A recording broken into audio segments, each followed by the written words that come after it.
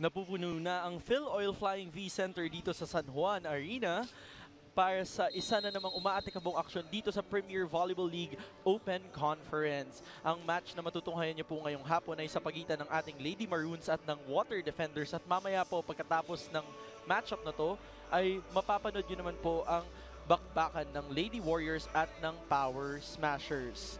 Magandang hapon po mga kapamilya. Ako po ang inyong lingkod, Sinjin Reyes, at kasama ko po ngayong hapon ang napaka-charming na galing or kakagraduate lamang mula sa UP Diliman System.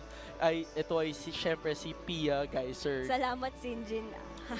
Hello mga kapamilya, it's good to be back here and share some insights about this game and of course to interact with you guys. Grabe, na-miss ko talaga mag-live stream, Sinj, and I'm so excited for this game, this match. Yes, at syempre napaka-exciting because this is the first live stream that we have for this open conference, Pia. At mas exciting pa for you for sure dahil ang i-cover mo pa ang iyong alma mater. It's so bittersweet. I can't explain what I'm feeling right now. Okay, but bago natin puntahan yung feelings mo, Pia, balikan muna natin or paalalahanan muna natin ang ating mga kapamilya na pinapanood nyo po kami through the #1 sports website of the Philippines, that's sports.abs-cbn.com/livestream/PVL. At pwede nyo yun po kaming tutukan through the PVL's official website, that is premiervolleyballleague.com. At Pia, para samahan nila tayo dito, ng ating mga kapamilya dito sa livestream, ano ba ang dapat nilang gawin? To join our conversation, just use the hashtag PVL on ABS-CBN. And syempre, that's through the Twitter app. So, gamit lang po kayo ng Twitter at i-tweet nyo lang po kami dito kung gusto nyong sumama sa amin. Pero, bago tayo magpatuloy, Pia, dyan sa social media, balikan muna natin. It's the 4th day of the Open Conference. At ano na nga ba ang nangyayari dito?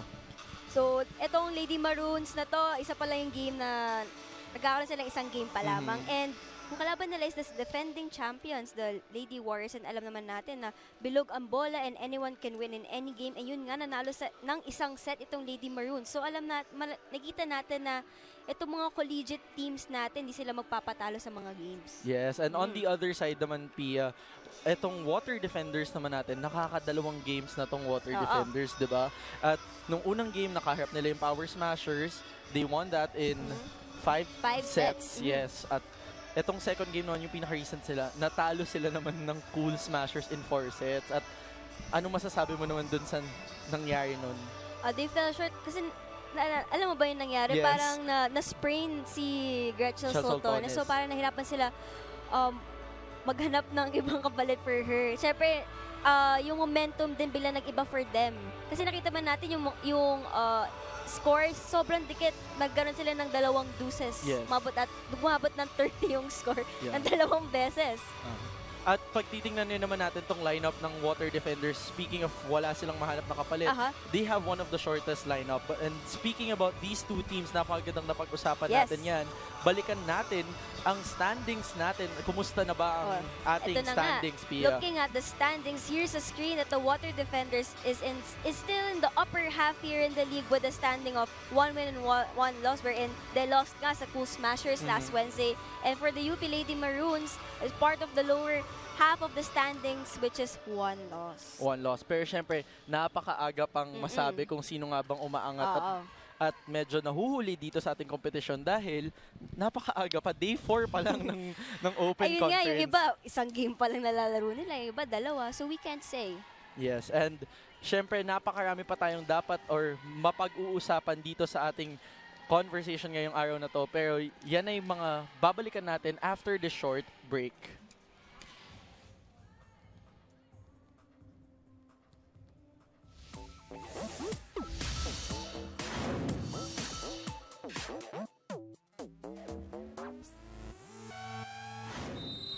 At nagbabalik po kami dito sa inyong volleyball habit na PVL Open Conference. Ako pa rin po ay si Sinjin Reyes at kasama ko pa rin po ang volleyball charmer na si Pia Geyser.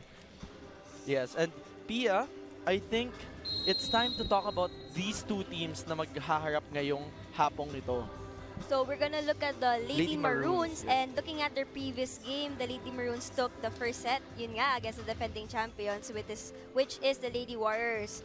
But the Warriors gained momentum and bounced back, winning the next reset. So we can see here na yung Lady Maroons, hindi lang sila magpapatalo sa mga laban nila, and mas lalo na ang kalaban nila dito mga club teams. And for that game, they had more digs, sets, and receptions from the veteran team. So what we can expect from this team is all-out defense, and they need to convert those digs and reception into attacks to win against the Water Defenders. Yes, tama. And yun nga, 2 players scored double figures for that game, which was Tots Carlos with 21 points. Team captain right yes. now. And Isa Molde with 13 points. Yes, at they're really standing out in the standings for the Lady Maroons. And speaking of one of those players, let's talk about Isa Molde more, Pia. How did she do in that last game? We know Isa, my former teammate. Yes, She made you know her Isa. mark here in the volleyball scene, and we know what wonders she can do to help her teammates.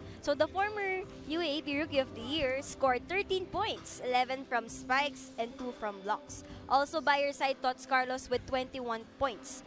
Alam naman natin itong dalawang players na to are expected to mature and take responsibility of their bigger roles here for the team, knowing that they lost veteran players, Nicole Tiamzon and of course, Cathy Burson. And of course, ikaw rin. Isa ka rin sa mga Ikaw key din ako losses sarili ng ating Lady Maroons. And it just goes to show, no, Pia, that Wow. also, on the other hand, looking at our Lady Warriors, talagang it's anyone's ball game pa rin dito sa Open Conference dahil such a young team, kayang makakuha ng isang set. Yun nga, lagi nilang sinasabi si Sinjin na bilog ang bola. Yes, but speaking of bilog ang bola, pumunta naman tayo sa kabilang panig, mga kapamilya. Tingnan naman natin kung kumusta ang ginawa ng ating Water Defenders on their last game. So, previous game nila, it's against the Cool Smashers, and the Water Defenders lost to the Cool Smashers in 4 sets. It was a beautiful game where all scores were close, having extended 2 sets for this game. Laban Yes. talaga kung laban Sinj sa game na to. And there was a continuous shift of momentum from both teams where a team would relax and gain momentum, and then the other team would gain momentum and relax. So, nagkakaroon ng shift.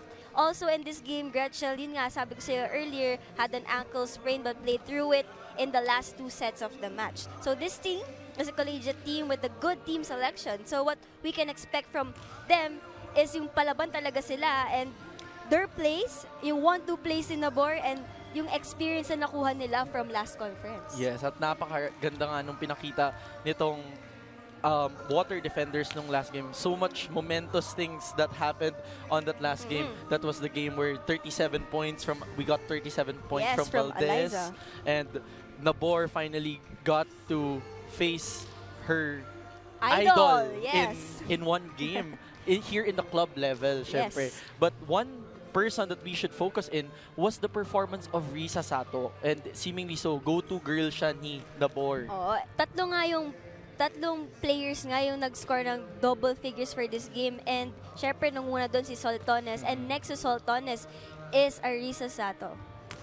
Yes, and she scored 14 points in her last match. And 14 points, 11 from spikes, and 3 from blocks. So I've seen her improved a lot, and she's playing well here in the PVL with her fast B and A quick. So makita natin na master na talaga nila ni Nabor yun. Yes. And Walang mintis, parang puntos lahat ng mga quicks nila. And making her leading in spikes here in the PVL and number 5 in blocks. number 5. And that experience of Risa Sato, syempre, yan yung tandem nila since they're NU playing. Yes.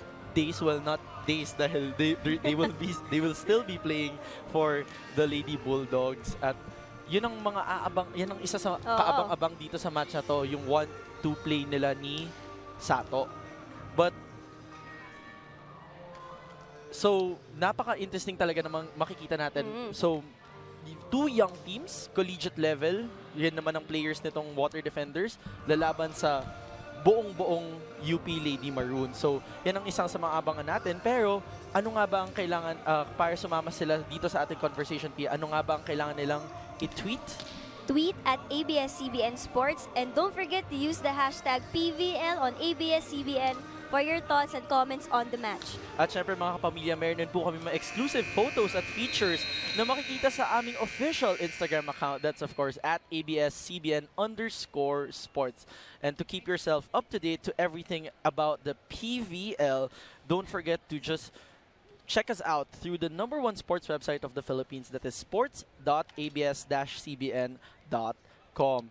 Mga kapamilya, sa aming pagbabalik, mapapanood na natin ang paghaharap nitong dalawang napakabatang teams dito sa ating Open Conference. All these and a lot of volleyball action only here on PVL Open Conference.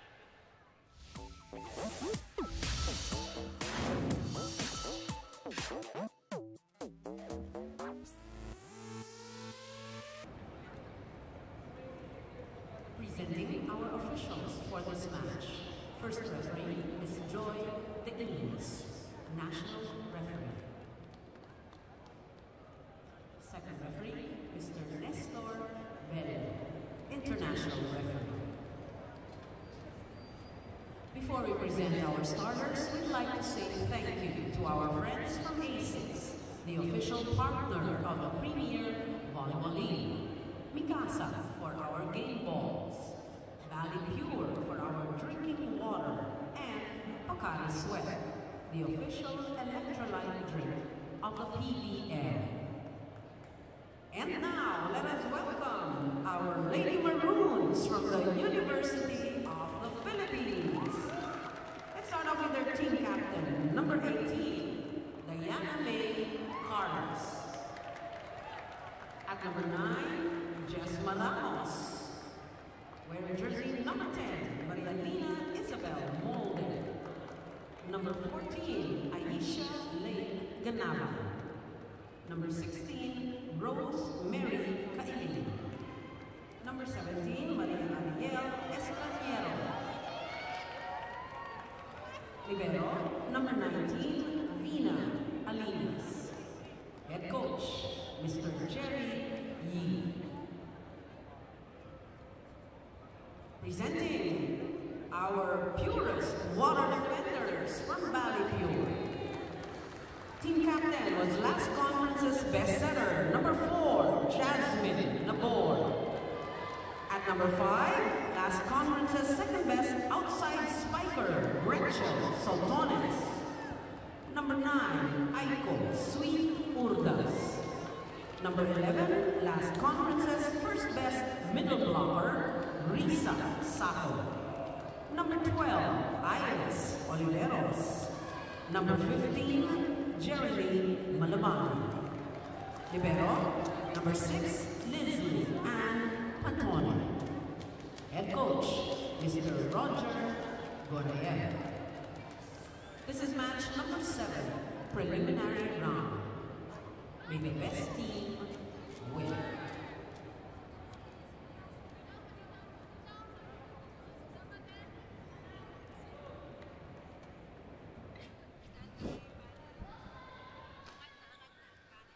At nagbabalik po kami dito sa PVL Open Conference on SNA Livestream. Grabe, ako pa rin po ang inyong lingkod, Sinjin Reyes, and I'm still with Pia Geyser. Pia, what can you say about the first 6? Seems like may surprises si Coach Jerry dito para sa atin.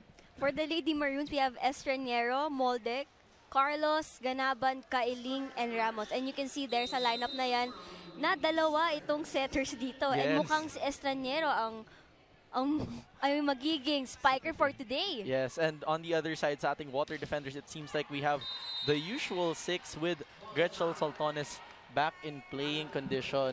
Yun nga, I asked her earlier kung kamusta na siya. Tinanong niya yung same question sa akin, kamusta ka na?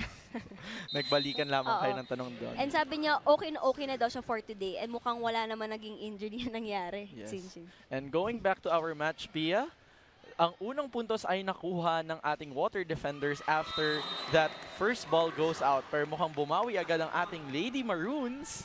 It is now 1-1 on our scoreboard.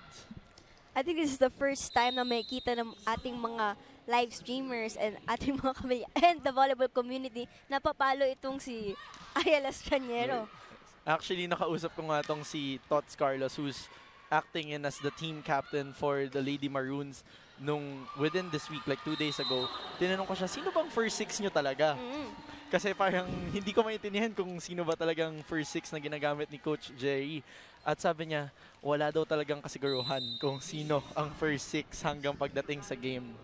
So makikita natin, we can expect na for this game, Mag-iiba-iba ang Yes, versus si and Coach a lot Lenny. of experimentation. As speaking of the captain of the Lady Maroons, she scores the second point for her team here. It is tied at 2 in our game. We now have Ganaban on the service deck. Sultanes was there. He goes to Oliveros. Third ball goes to Estañeros, spiking on the open side. Sultanes sumagot sa kabila.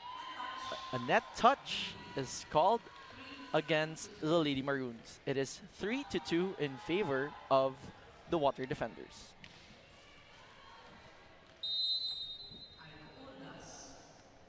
We now have Ordaz serving.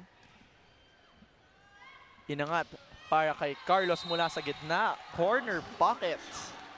Parang lahat ng puntos galing sa kanya. Oo, sunod-sunod For- tong si Carlos. For the Lady Maroons. Yes, and she just showed a lot of variety there, but nothing new if you've been watching her in the last conference. When Nothing new but more points from her. Yes. Like for last game, she had 21 points. Grabe, papunta na siya sa isang set. And Carlos ulit mula sa gitna. Nice set. Talagang itong si Carlos tuloy-tuloy lang ang pagpuntos, but she's now going to serve soon. So let's see where will the Lady Maroons go. Pantone. Rare misreceive there from Pantone. The Lady Maroons are now ahead by 2 points, Pia. It is now 5-3 here on our game.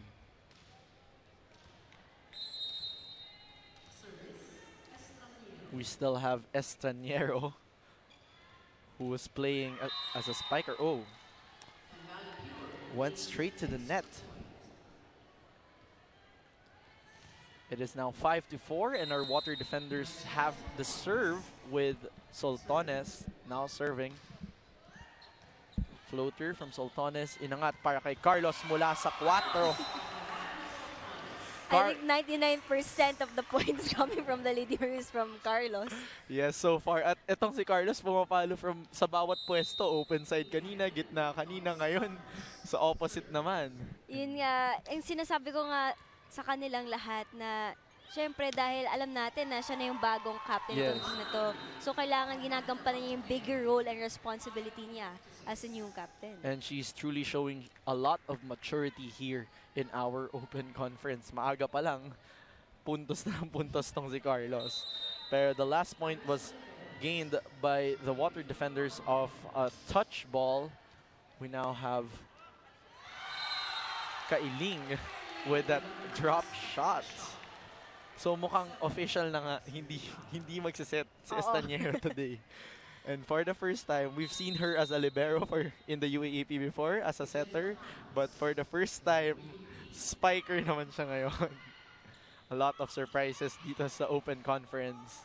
You know, Kailing. sometimes yung players mismo maso-surprise kay Coach Lenny. Yes, and speaking of surprises, ganun kabilis, umabot na tayo sa first technical timeout natin with the Lady Maroons being ahead by 3 points. Magbabalik po kami dito sa SNA Livestream.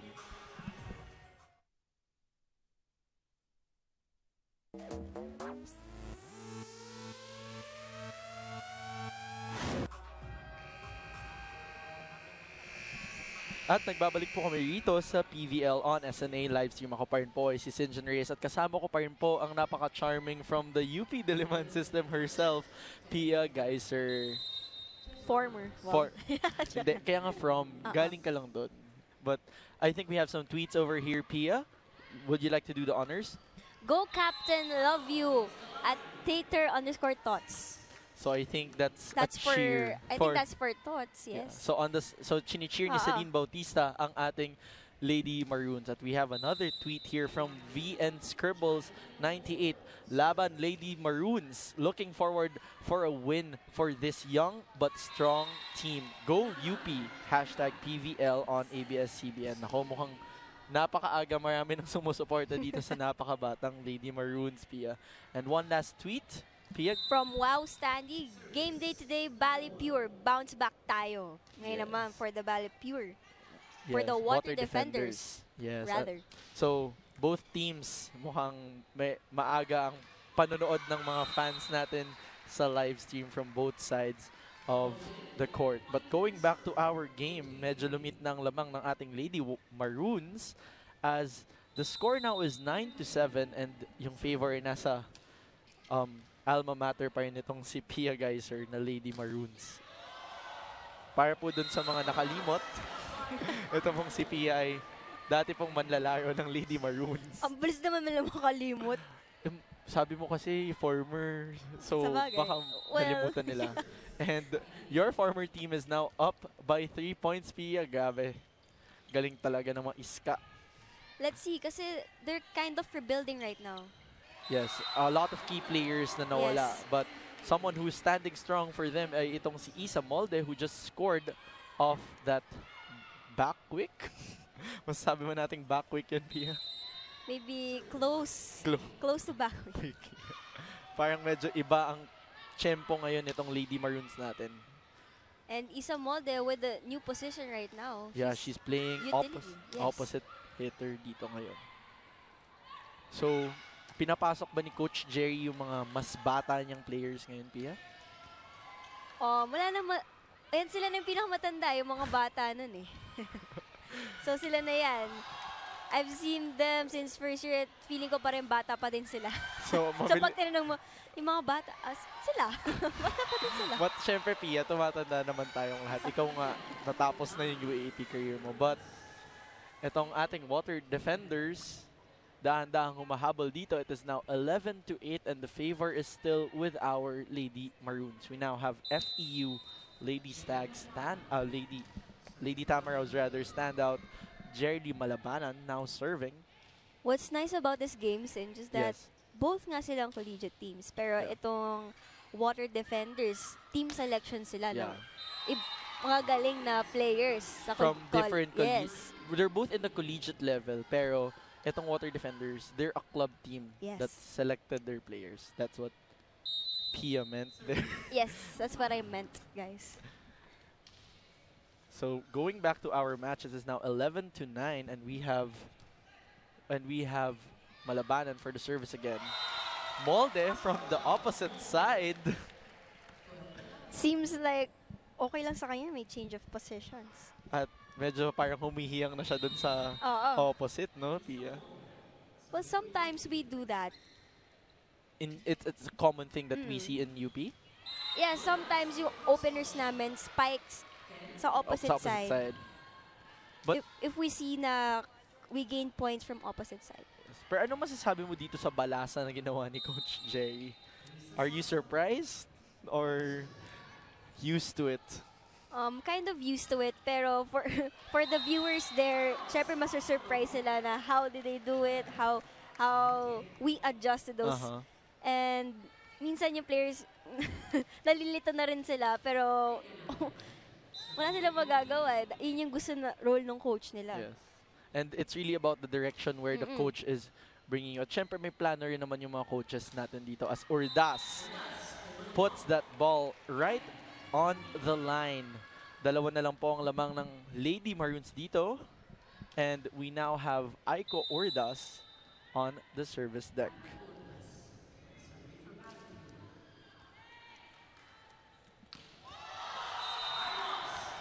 Carlos from the middle ulit. Pumupuntos para dito sa Lady Maroons. It is now 14-11. Pia, nako, I just checked.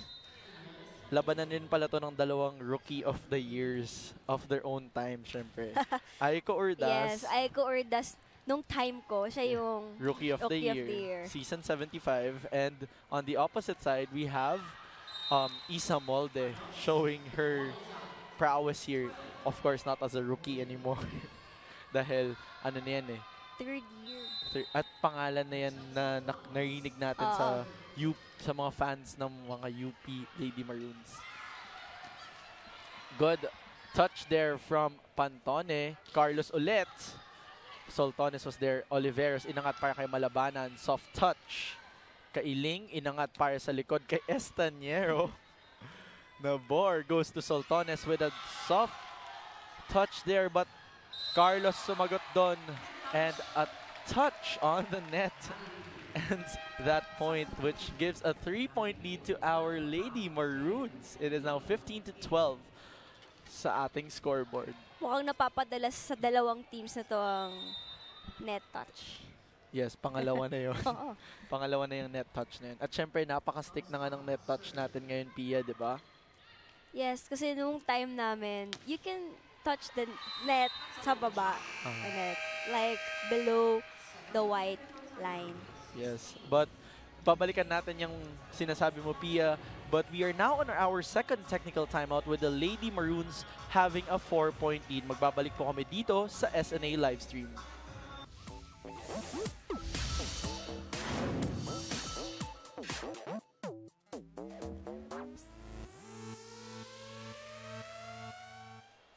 At nagbabalik po kami dito sa PVL Open Conference on SNA livestream. Ako pa rin po ay si Singeneers at kasama ko pa rin po ngayong hapon ay si Pia Geyser.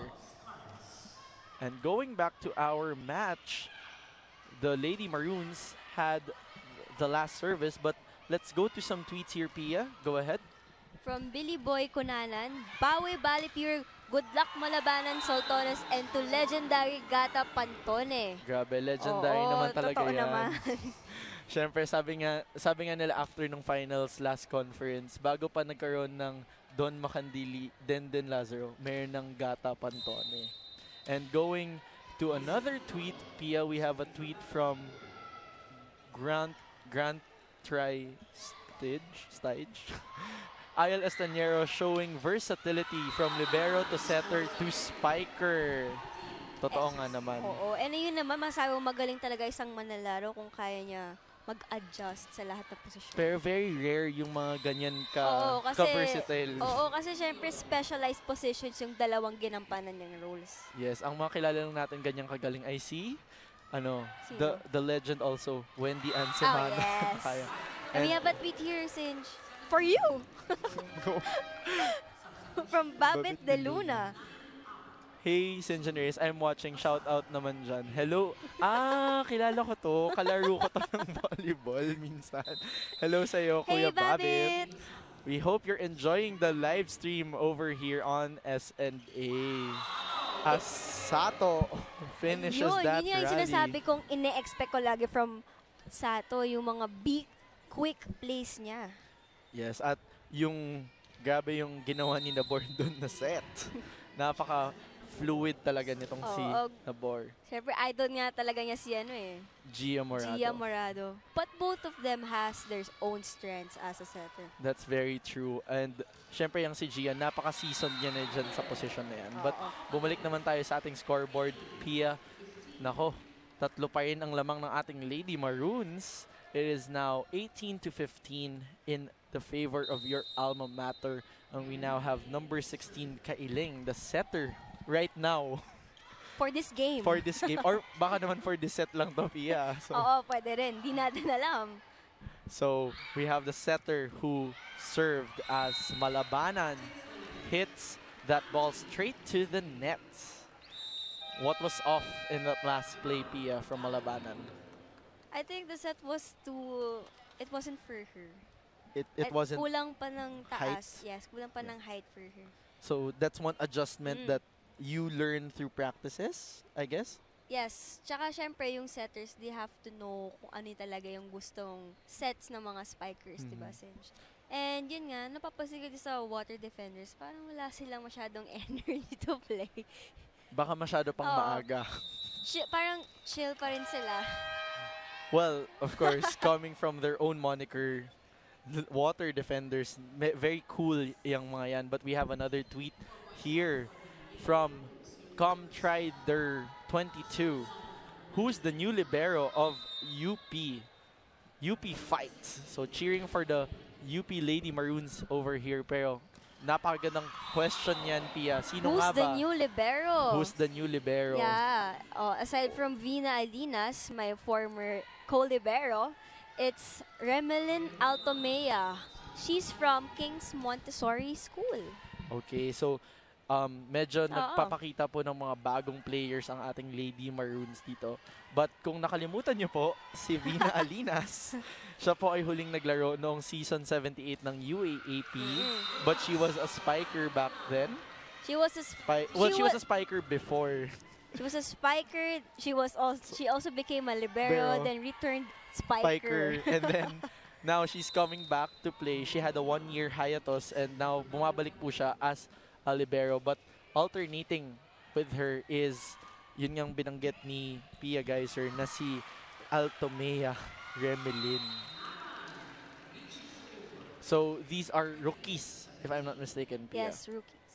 Actually, Three? yes. 3 rookies right now for this Lady Maroons. for the Lady Maroons. Isa pa lang nagpapakilala dito. Yes, at mukhang yan ay isa sa mga aabangan na natin ngayon pa lang sa UAAP. Pero bago natin po sila abangan doon, dito muna tayo sa PVL. Dito muna natin sila panoorin as the Water Defenders trying to lessen the gap here by 2 points. It is now 20-18 and the favor is still with the Maroons. Medyo nabuhay na sila ng loob dito, Sinj. Yes, at Kasi after every point, sumisigaw na sila eh. At titingnan natin See, look at that. At titingnan natin kung magtutuloy-tuloy itong energy ng ating Water Defenders Pia as they gain another point. Isa na lang po ang lamang ng ating Lady Maroons, which calls for a Jerry Yee timeout.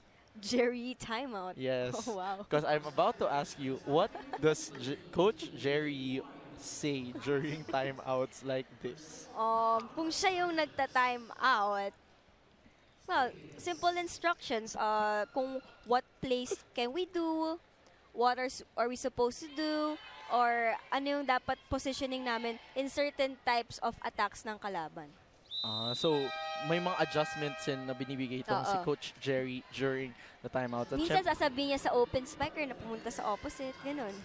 May mga Change kayo. Pag sabi ko change. Maliban lang sa pagpapalit ng pwesto sa starting 6, meron din pagpapalit during the game. And we have a tweet here, Pia. Go ahead. From Vince Banaag 08, Go Lady Maroons! Love the way you play. Full support from Batangas City. Thank you, Vince Banaag, sa pag-support mo sa Lady Maroons and syempre, dito sa PVL. And syempre, that's coming also from a Lady Maroon herself. Oo. And we have another tweet here, Pia, from J. Fadcor. Laban UP, Laban Isa, kapit lang. Go for the win. Grabe, napakaraming fans for the side of our Lady Maroons. O yung mga fans naman dyan ng Water Defenders, mag-tweet din po kayo sa amin. Wag po kayong mahihiya, mag-tweet. At wag niyo kalimutan, gamitin yung hashtag natin, di ba? Yes. Na hashtag PVL on ABS-CBN. And you can also tag at ABS-CBN Sports and tag us in our personal Twitter accounts if you have any shout-outs for us. That's at Sinjan Reyes and at Pia Geyser. But balik po tayo sa ating match. Tabla na po at 21 ang ating game today. And we have Ordaz, who's just served. Kailing goes to Estaniero from the opposite side. Kailing pumunta kay Carlos sa gitna at lumabas ang palo ni Carlos. And for the first time, Pia, lumamang ang ating Water Defenders.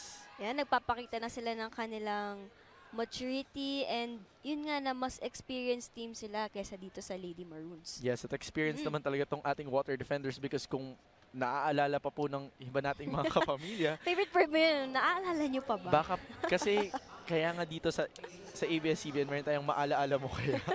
Pero balikan natin yan.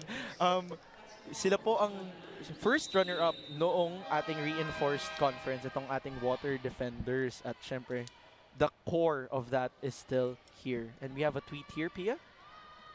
From Jaxie Fired You. Oh. Loving the weather and this game of UP versus the Water Defenders. Wow. So, perfect weather. I guess it's kind of raining outside. Yes, at perfect weather para sa panunood ng live stream. Ito na, mga fans itong Water Defenders. Yes, and we have another tweet here from iRanks XX. Go Jasmine Nabor, go, go, go. Medyo nga silent pa si Jasmine Naborme. Wala pa yung 1-2 play niya na papaluin niya bigla yung bola. No? Yes, at naka 8 points nga siya dyan sa mga 1-2 play na sinasabi mo, Pia. But ang teammate niyang si Soltones pumalo dito na naman ng isang napakalakas na palo. It is now 23-22.